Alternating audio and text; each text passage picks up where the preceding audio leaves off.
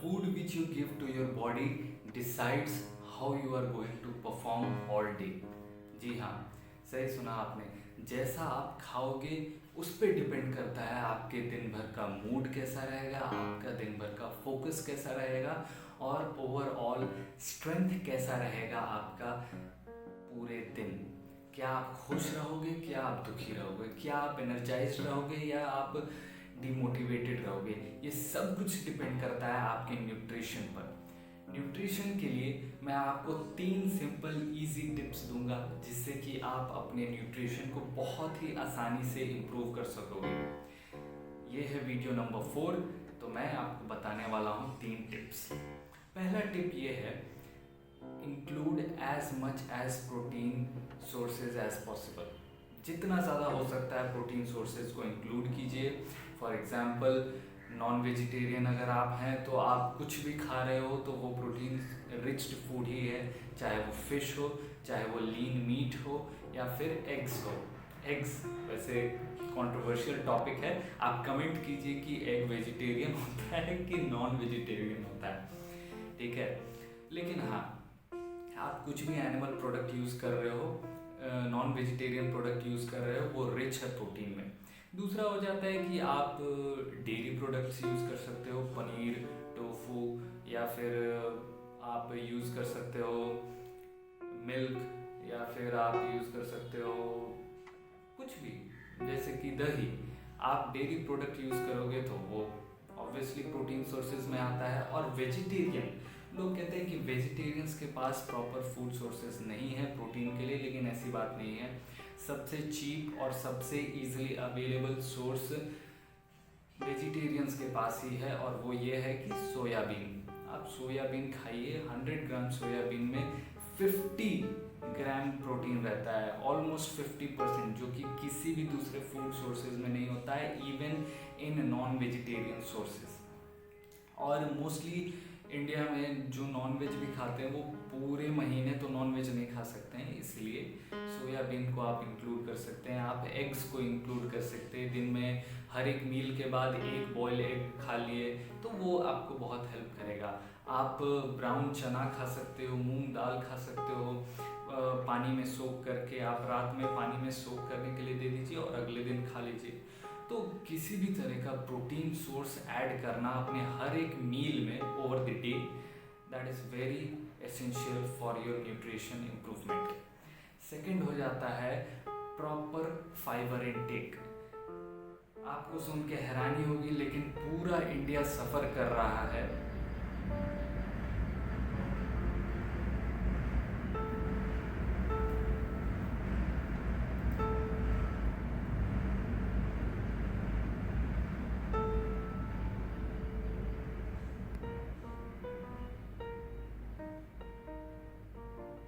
एक बहुत बड़े प्रॉब्लम से, जिसको कहते हैं डाइजेशन प्रॉब्लम। आसान भाषा में कहूँ तो कॉन्स्टिपेशन, कब्जियत की समस्या पूरे देश भर में है। आपकी भी फैमिली में 4 में से 2 लोगों को कॉन्स्टिपेशन का प्रॉब्लम होगा ही होगा। वो और कुछ कारण से नहीं हो रहा है, बल्कि फाइबर इनटेक का कम होने से हो रहा है।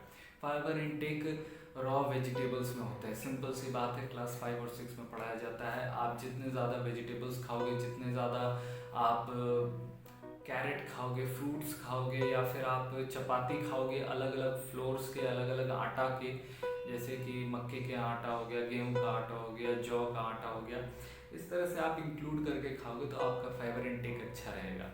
सिंपल चीज़ जो मैं अपने फाइबर इनटेक के लिए करता हूँ वो ये है, दिन में 1 से 2 गाजर खा लेना, कैरेट।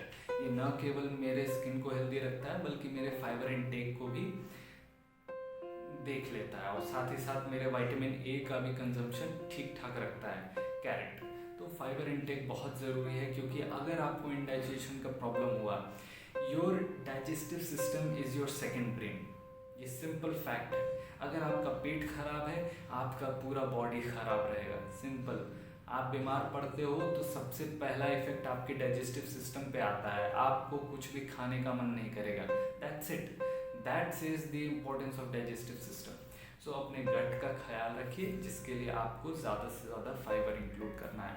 तीसरा और सबसे ज़रूरी चीज़ ये है अपने हाइड्रेशन।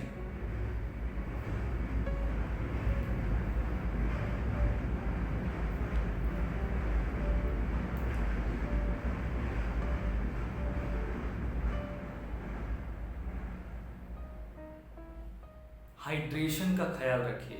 ये सुनने में बहुत सिली थिंग लगेगा, आपको लगेगा कि मैं ये क्यों बता रहा हूँ। प्रोटीन समझ में आता है, फाइबर भी समझ में आता है, तीसरा हाइड्रेशन क्यों, पानी पीना कैसे ज़रूरी हो सकता है।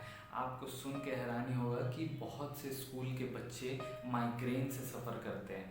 माइग्रेन एक सर दर्द का प्रॉब्लम है जहाँ पे आपको फोरहेड में बहुत अचानक से दर्द होने लग जाता है।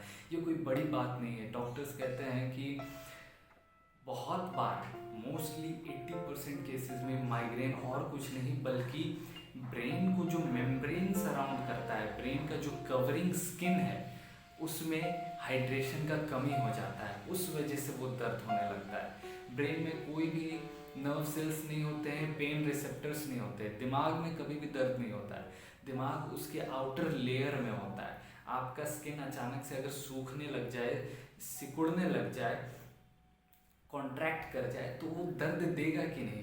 तो वही होता है, हाइड्रेशन का प्रॉब्लम बहुत बड़ा प्रॉब्लम है। हाइड्रेशन की कमी से आपकी आंखों पे असर पड़ सकता है, आपके दिमाग पे असर पड़ सकता है, आपकी स्किन क्वालिटी पे असर पड़ सकता है।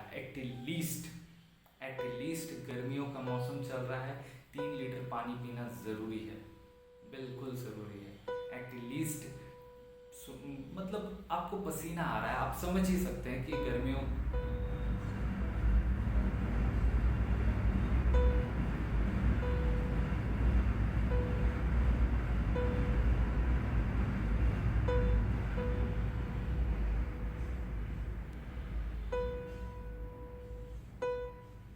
का मौसम है, आपको पसीना आ रहा है, आप स्कूल से आए हो, आप बाहर कहीं जा रहे हो, तो स्वेटिंग होता ही होता है। इसलिए एटलीस्ट ट्राई कीजिएगा 3 लीटर के आसपास पानी पीने का।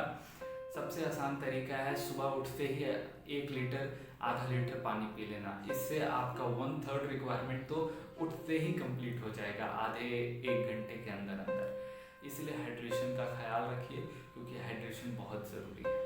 तो मिलते हैं अब अगले वीडियो में, जो कि होगा वीडियो नंबर 5।